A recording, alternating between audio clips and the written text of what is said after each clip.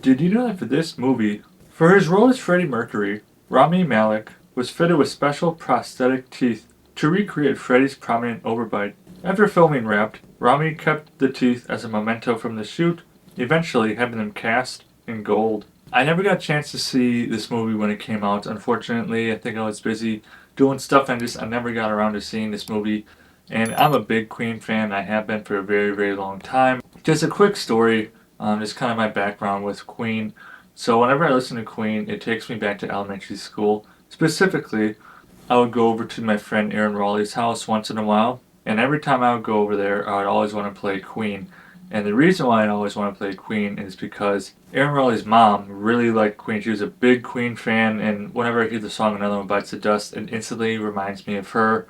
And sadly, when I was in 6th grade, Aaron's mom passed away from breast cancer. So now, every time I hear Queen, it just really brings back special memories of the times I spent over at Aaron's house. So for this movie, I have some things I liked about it, and there are some things I didn't like about it, but I'll get into things I didn't like about it at the end of the review. First thing I liked about this movie, and really the only thing I liked, Rami's performance as Freddie Mercury. Rami was able to deliver, and he ended up winning an Academy Award for Best Actor in 2019 at the Oscars for his performance, and I can totally see why watching it. He just embodied Freddie so well. I mean, when you get into a role like this, it's gotta be meticulous. I mean, behind the scenes, just down to just the ticks that Freddie had, his mannerisms, like you gotta nail every little bit of who Freddie was as a guy.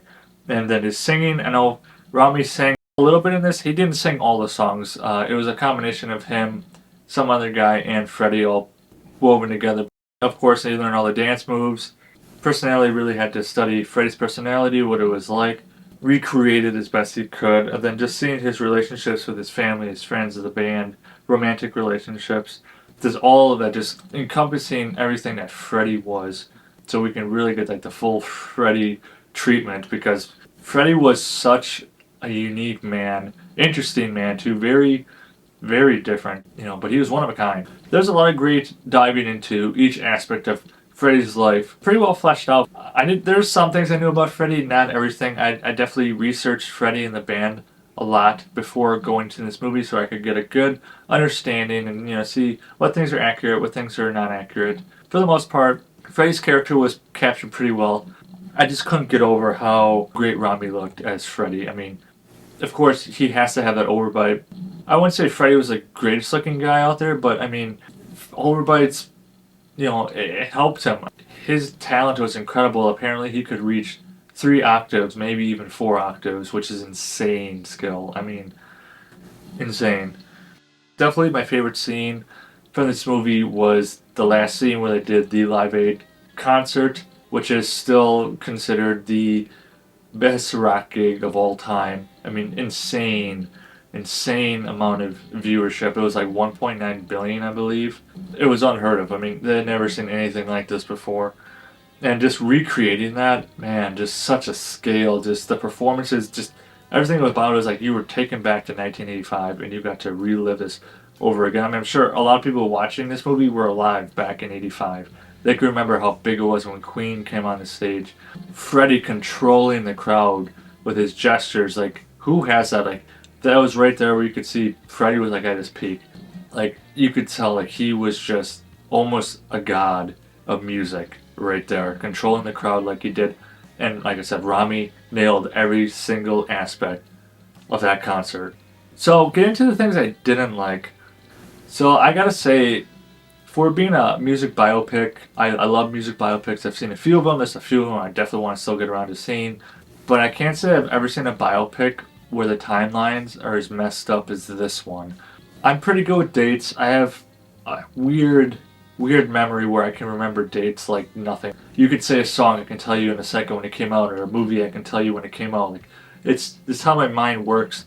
And growing up with Queen and just knowing a lot about when the albums came out and stuff, a lot of the timeline where the year that was taking place never matched up with the song or songs that were being worked on. The 2 big ones I would say is Killer Queen came out in 1974, but in the movie it looks like it came out in 1971 because we started in 1970 moving on to 1971, but they don't show any passage of time.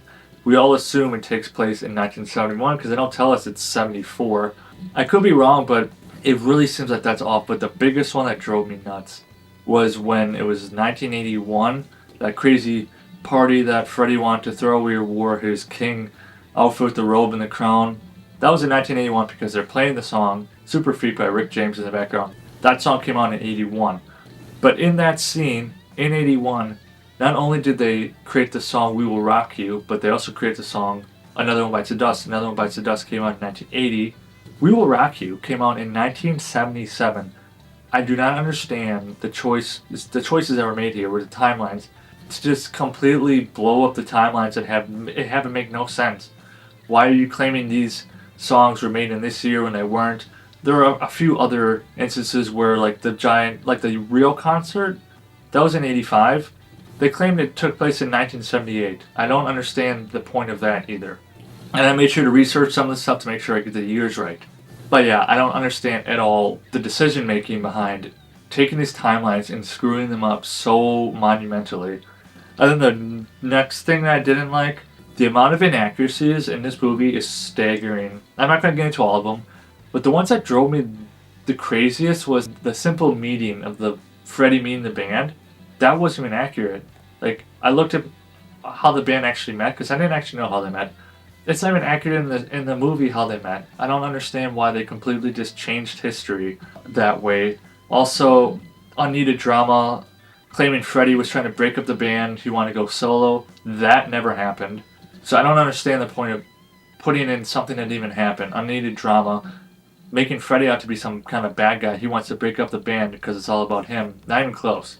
Yeah, that's not even close to true. Ray Foster, he wasn't a real guy. Mike Myers' character, Ray Foster wasn't even real. He was just thrown in there for, once again, drama, to just kind of give it the Hollywood, take on the Hollywood spin, entertainment-wise. You know, there's a lot of creative liberties taken here that don't make a lot of sense, that have no place. The big one, I don't understand it at all. Why would this movie be so inaccurate? Because the story itself is incredible by itself. You don't have to add stuff that never happened. If you truly told the story how it went, how the band met, how Freddie became Freddie Mercury, we don't need you to change history. And then the ending was interesting. This is a personal preference, but how they ended it was, they ended on the high note, right? Live Aid concert had just finished. I mean, insane moment in Queen's history. But Freddie didn't die until 6 years after that. They didn't even talk about him, working on the Highlander soundtrack. They didn't talk about his last album, Innuendo. They didn't show him his last moments. There was so much more that happened after Live Aid that they didn't even do. Like, they just cut to black, say, okay, Freddie died in 1991 of AIDS, and that's it. There was so much more they could have done there, but instead they chose to not. They just chose to end it right there.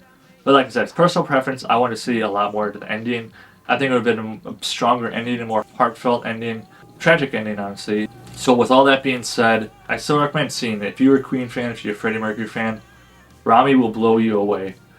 If you can get past all the weird timeline stuff and the inaccuracies, this movie is very enjoyable. It is top-notch, incredible performances, incredible production, so I highly recommend. Check out Bohemian Rhapsody as soon as you possibly can. It is on Disney Plus and Netflix right now.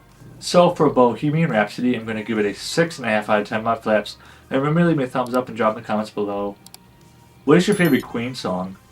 See you soon.